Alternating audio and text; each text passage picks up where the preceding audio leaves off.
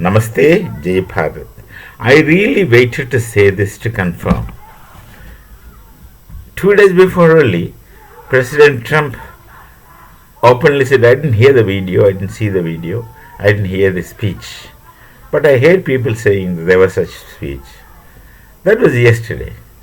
That Ayatollah Ali Khomeini is no more.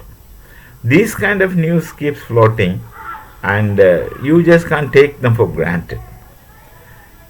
Then of course, from many sources it came. And eventually there is somebody who doesn't lie, as I know. He's a Punjabi Jain living in some other country. I don't know how to say the name of the country. He makes some videos. Sumit Jain.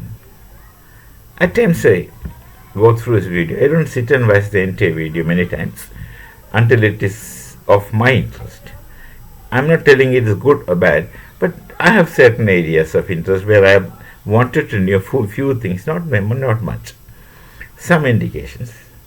So I have observed him not to tell lies or not to get himself popularized. I don't care whether somebody watches me or not personally. This is just I consider as my duty, like what Bhagavad Gita taught us. You just perform. Let the result be anything. Makes no difference to me. So Sumit was telling this. Sumit Jain was telling this. And Jains we trust, living Gujaratis, we live in Gujarat, naturally trust Jains more than anyone, normally. So he confirmed the death of Ayatollah Khomeini. And then of course I found many narratives from many sources that 30 bombs, the stories I'm not repeating, I don't want to repeat the narratives which you already know. 30 bombs, which would have evaporated him. No details. Now the question is, somewhere the initial news was that he and his entire family is destroyed, which means one thing. But then by evening when things are slowly emerging, his son is survived the attack or something. So there's a possibility, which I think they have already done, Iranians, of the next follower of their regime could be installed. That's one thing. So regime change has to be done from inside Iran, has to be done by the Persians, the people of Iran. Persians are supposed to be intelligent people, they're not fools. You cannot take them for a ride like you take Pakistanis for a ride. Any Tom, Dick and Harry can take Pakistanis for a ride because they have lost their IQ considerably just because they're, blood relation getting married, cousin marriage is what they say. And also depressions and so many other problems they have. The society had been a sick society. It continues to be a sick society. I would like him to make a video about Pakistanis, but that I would make in Hindi because someone if he watches would understand that better. Not English in any case. Though I'm a little more free in English. Because functional language, not that I'm not free in Hindi, very, very free in Hindi. But even then, more people can understand, so that's only reason. Especially even within my nation, many people from different parts are not that good in getting Hindi, grasping Hindi. So that's the reason I do it in English. Not that I have a special love for English. No, I don't have a special love for English. I just treat it as just a language and a functional language like other languages. But personally when I talk in Hindi because I find more intimacy when I talk in Hindi to people. It's not a formal language, it's an intimate language. Any language of Bharat is intimate language. So, but I would make a language, a video in Hindi for Pakistanis. Now, coming back to the point, technically, if you ask, the death of Khomeini should gradually stop the war rapidly. I'm telling, the war should gradually stop, but gradually stop. They are not contradiction in terms. It has a meaning. Nobody should be behind it. No one should be fighting for anyone. That should be the ideal situation. For 2 reasons, it's not going to end just like that. It's going to end, definitely. and the vivacity of the war may subside in time, not all on a sudden. They were attacking the Arab nations. Arab nations because they had American bases there. That's of course very atrocious that America having bases all corners of the world.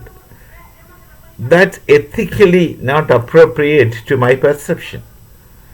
No single person should dominate any show, even your family. You call yourselves democrats, then show democracy in your house first, in your own house first. Democracy has so many built-in drawbacks, you can't do anything about it. That remain. But even within the flexibility of the rigidity of framework, one might look for democratic values wherever it can be done. One area where I would not touch is national security, national interest in nationalism. In my case, I wouldn't compromise with that. The other places you can be liberal. You can discuss things with people. Let it be so. But these democrats, they want bases all over the world. So Iran attacked not AGCC countries. They attacked the American bases there. But since they don't have that precision bombing methods, they don't have that precision attack, etc. They send drones.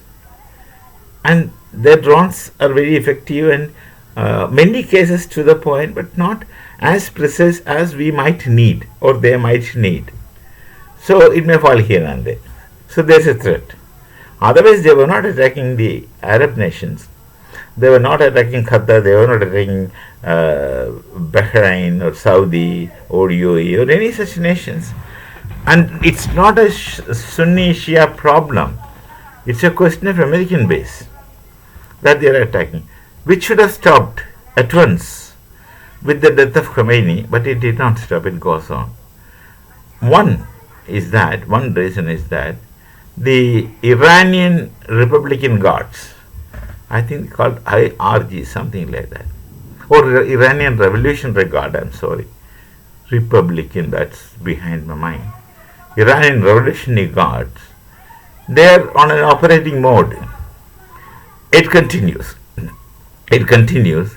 and it will take time to subside. They will continue firing missiles. All that they have to do is calculate him and feed things in the computer and fire.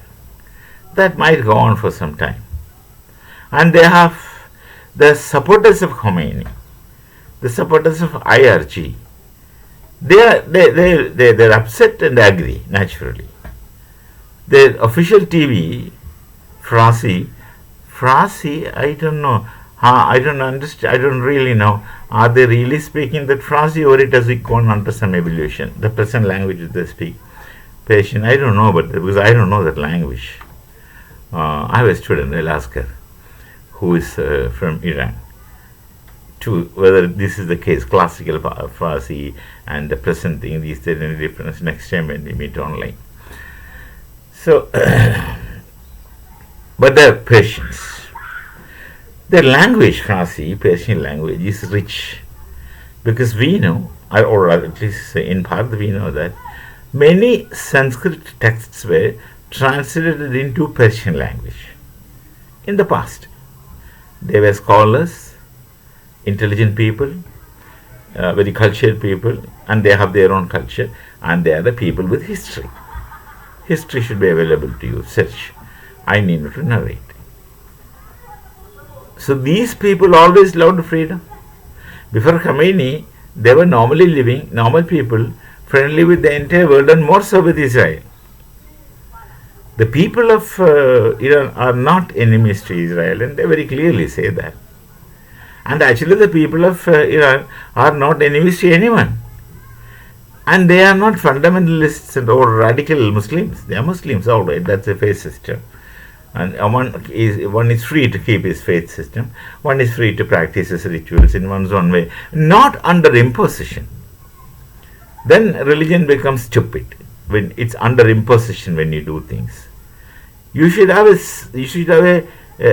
volition to do such things, an inner need, inner want. That's what we mean by a longing towards a transcendental, which gets channeled through religions and maybe rituals and maybe things like that. They are instrumental towards the question of transcendental. You may call the transcendental as God.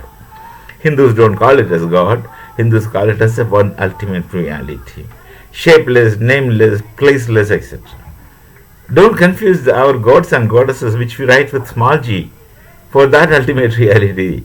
They are functional deities, and the ultimate reality is one. No name, no he, no she. It is. That it is. Tat, it is called in Sanskrit. That part nobody goes to that way. They look at things at the peripheral and then judge. And that's a mistake people do, judge. After seeing the peripheral, they judge. And they conclude. And they show that they understand, they know it. This is something that happens. And interestingly, the people of Iran are friendly to the whole world, no harm. But the regime they would like to keep. I already heard, I don't know to what extent I heard is correct, that they have also already decided the next Khomeini. I don't know, the name also, it seems someone was telling, but went off my mind. Because his names are complicated, not very easy to remember. For us, for me at least in particular. So there is an effort to continue the radical Islamic regime on the one hand, and there are some people supporting the IRG, and initially that support must have been material oriented towards beneficial, etc., etc. And there still would be some very genuine supporters, and there are many who opposed it even otherwise. Even during the regime, there were processions and movements on the street. Now, where the weight is has to be understood. One has to watch. It remains to be found. Wherever the weight is more, I suppose that should happen. Actually, like everyone, I also want a regime change. I want the Persians to live in democracy, not under this radical Islamic rule. They would continue to be Muslims, and that's their choice. And that's their faith system. Fine, perfect, no problem. But then they should be free. So no one should impose that if you don't do this, I will do this to you, or we will do this to you. Then, of course, there is no freedom. Wear these dress. Do this, do that. Women have no rights. Women are only instruments which produces children. Their only job is to produce generations. And their only job is sex with their husbands, Such rules, they're not just ridiculous, they're repugnant. Just repugnant. Nauseating. And, it makes one vomit if you think about it. So, that's one thing. If the people of Iran would want a regime change, they should act now. And the US president has already called for such a movement. He even goes to the extent of asking them to go to the streets. I wouldn't do that. But it's in your hands. It's in the hands of the people of Iran. No internet there. They won't be hearing any of this. It's in the hands of your people. When you want democracy, you really have to sacrifice for that. We know the price of democracy right from 1857 until 1947.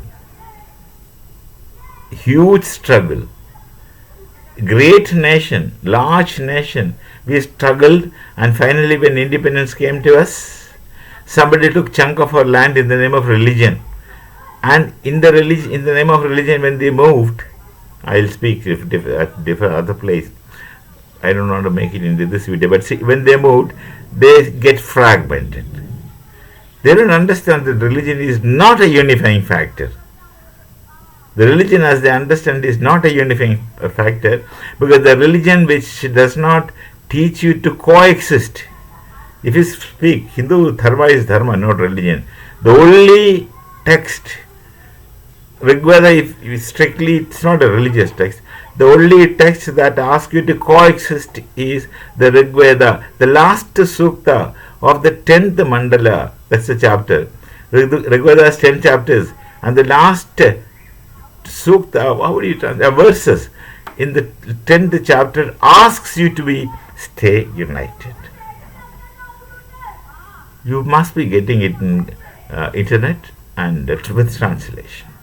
Sangachatum Samvadatam, etc. So others would say, I am right, you are wrong. The moment you say, I am right, you are wrong, then you don't have any relations.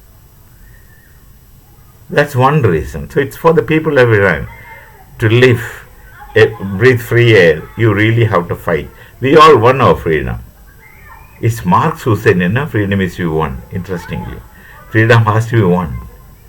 And unfortunately, the Marxists made the freedom into communist slavery. It's not a contradiction, that's just an irony. Marx is building his theory on contradiction conflict. Very interesting about him. And a wonderful writer. He is very poetic in writing. His imaginations are poetic. Therefore, they are very unreal as well. Coming back to the point, Iranians' choice, they really have to work towards the freedom. What kind of nation, what kind of rule they want, they have to fight it out, they have to work it out. That's one reason. Another reason is, if I am in Israel, if I live in Israel, if I am an Israeli, I wouldn't stop this war until the nuclear capacity of Iran is completely erased. If I am an Israeli, I am speaking. If I am a Jew, the difference between Hindus and Jews are very narrow. They are very narrow. For various reasons, we may have nothing in common, apparently, surface level. But the things in common are the deep level. A student of religion would understand it better. People are not students of religion, they are practitioners of religion, to speak of that.